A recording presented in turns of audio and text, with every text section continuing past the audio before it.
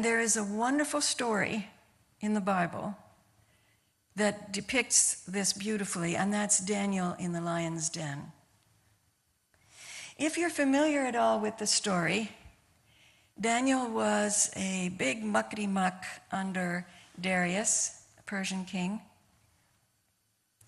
And the other satraps and whatever they were called were very jealous of Daniel's right, with the king.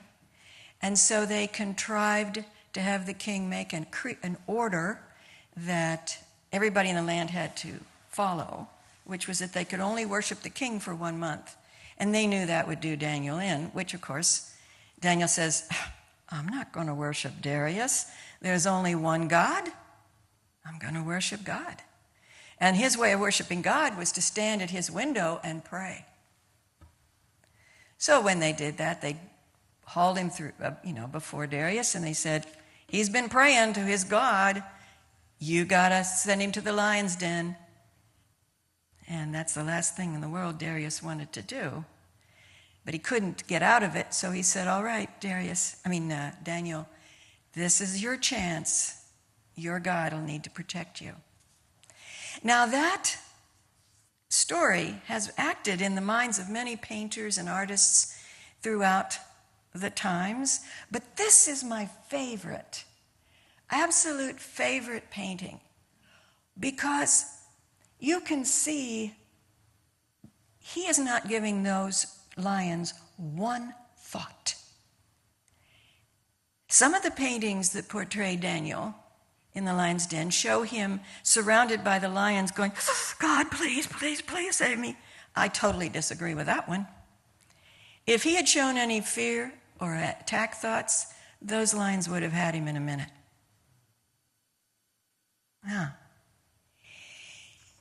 Another painting shows him sitting in the middle, supreme, and all the lions are sleeping around him. Well, that's fine. But what I like about this one is that those lions are prowling. Those are issues in life that don't seem to go away, whatever they may be. And if we focus on the lions, they get bigger and bigger and stronger, and we can feel more fearful. But he did not give them one moment of his attention. He is looking out the window up to heaven, saying, God, I know you are there. I know you're protecting me. I know that you are more powerful than any problem in the world, anything that can come up. You are the Almighty, and I put my faith in you and only you. And you notice he's standing in his faith. He's not sitting down looking at the lions. He's not prostrate on the ground saying, God, please protect me, please protect me. Oh, no. He is standing in his faith. So much so that he turned his back on the lions. He says, you have no power over me. Why should I worry about you? There is only God going on in this world, and I am focused on that. And there he is. Think of our prayer for protection. The light of God surrounds us. The love of God enfolds us, and the power of God protects us. Look at the circle around Daniel. I really think that this painter was inspired. I mean, heavenly inspired. Because those lions look like they would love to get him, but they can't get to him.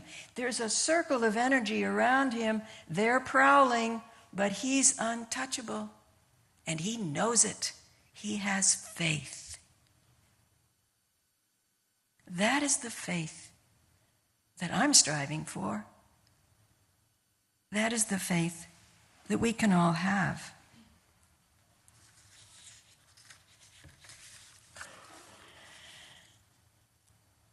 So, how do we get there? How do we get to that kind of faith? that we can have prowling issues staring us in the face, and we go, nope, I am not going to join you at the level of the problem. I am going to the solution, straight to God. How do we get there? Well, one of the ways we can get there, you know, they always say, don't sweat the small stuff. I say, use it. Use the small stuff to build your faith in the process.